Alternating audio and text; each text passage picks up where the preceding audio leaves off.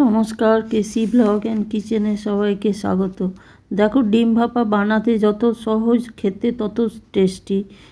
ডিম ভাপা মাঝে মাঝে বানালেই হয়। নানা রকম ডিমের পদ আমরা বানিয়ে থাকি। তো কিভাবে আমি বানাচ্ছি চলো দেখে নিই।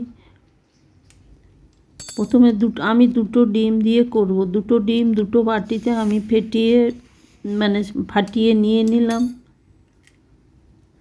দেখো, দুটো বাটিতে নিলাম। আমি একটু ছড়ানো বাটিতে নিয়েছি। তোমরা তোমাদের ইচ্ছা মতো, যদি তোমরা 4-5টা ডিম দিয়ে করো তাহলে ছোট বাটিতে নেবে, তাহলে তোমাদের বসাতেও সুবিধা হবে। তারপরে একটু করে নুন দিয়ে দিলাম, একটু করে গোলমরিচ ছড়িয়ে দিলাম। গোলমরিচটা আমার ভালো লাগে বলে আমি দিয়েছি, তোমরা এটা স্কিপও করে যেতে পারো। তারপরে একটু কাঁচা লঙ্কাও দিয়ে দিলাম। দিয়ে দেখো, কড়াইয়ে কিছুটা জল দিয়ে একটা স্ট্রেনার বসিয়ে তার উপরে আমি এই বাটিগুলো দিয়ে দেবো। দেখো, এই রকম তুমি যদি বসাও তাহলে 4টে বাটি তোমার সহজেই বসে যাবে। যদি ছোট বাটি বসাও, আমি একটু চওড়া বসিয়েছি, সেই জন্য আমার দুটোতেই হয়ে গেল। তারপরে এটা মোটামুটি 10 মিনিট ভাপিয়ে নেবো। ভাপিয়ে আমি ওইদিকে রেখে দিলাম। এইদিকে একটা কড়াই চড়িয়ে তার মধ্যে সর্ষের তেল দিয়ে দিলাম। সর্ষের তেল দিয়ে একটু গোটা জিরে দিয়ে দিলাম। তারপর দেখো, আমি একটা পেঁয়াজকে ছোট ছোট করে কেটে রেখেছি, আমি সেটা দিয়ে দিলাম। সেটা দিয়ে একটু বেশ ভাজা ভাজা করে নিলাম। ভাজা ভাজা হয়ে যাওয়ার পরে আমি একটা টমেটোকেও কেটে রেখেছি খুব ছোট করে। তোমরা এটা পেস্ট করেও দিতে পারো বা গ্রেট করেও দিতে পারো। আমি কিন্তু ছোট ছোট কেটে রেখেছি, কেটেই দিলাম। পেঁয়াজটা আর টমেটোটা একটু বেশ ভালো করে ভাজা ভাজা হলে আমি একটু আদা রসুন আর তার মাঝে আমি একটা আধখানা আলু আমি কেটে দিয়েছি। আলুটা তোমরা প্রথমে ভেজে তুলেও রাখতে পারো। আমি আধখানা আলু বলে ওর সাথেই দিয়ে দিলাম। তারপর দেখো, এদিকে আমি পেঁয়াজ রসুন আর আদা আমি পেস্ট করে রেখেছি, সেইটা আমি একটু দিয়ে দিলাম।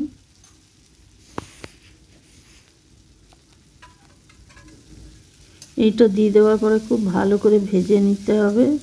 খুব সুন্দরভাবে এটাকে ভাজতে হবে।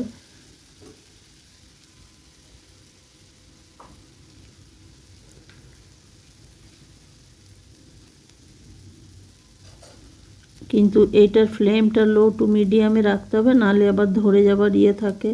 দেখো, তারপর আমি যেমন গ্রেভি রাখবো সেইভাবেই আমি নুন দিয়ে দিলাম, একটু হলুদ দিয়ে দিলাম, একটু কাশ্মীরি লঙ্কার গুঁড়ো দিয়ে দিলাম, একটু জিরে গুঁড়ো দিয়ে দিলাম। তারপরে এটা খুব ভালো করে ভেজে নিতে হবে। হ্যাঁ, আলু তোমরা আগে যদি বেশি আলু দাও তাহলে তোমরা ওটা নুন হলুদ দিয়ে ভেজে তুলে আগে রেখে দিতে পারো। তারপরে মশলাটা ভাজা হলে সেই আলুটা দিয়ে দিতে পারো।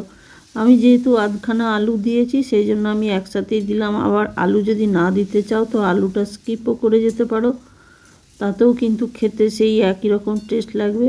তারপরে দেখো, এই মশলাটা খুব সুন্দর ভাজা ভাজা হয়ে এসছে আমার। এবার আমি পরিমাণ মতো জল দিয়ে দিলাম। এটাতে আমার আলুটা যতটা সেদ্ধ হবে ততটাই আমি জল দিলাম।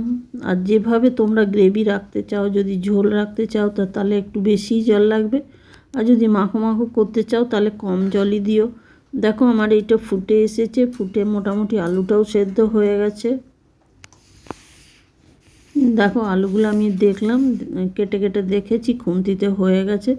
আর যে ডিমটা ভাপিয়ে রেখেছি সেটা এবার আমি এটার মধ্যে দিয়ে দেবো।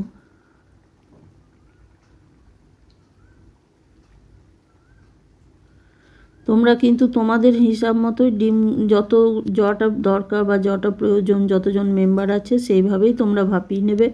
একবারে না হলে তোমরা দুবারেও এটা বাটিতে করে নিতে পারো। আর বাটির মধ্যে ইচ্ছে হলে তেলও লাগিয়ে দিতে পারো, কেন কি প্রথমবার বানালে একটু উঠাতেও অসুবিধা হয়। আমি যেহেতু প্রায়ই বানাই সেই জন্য আমার কোনো অসুবিধা হয় না, আমার উঠানোটা ঝট করে হয়ে যায়।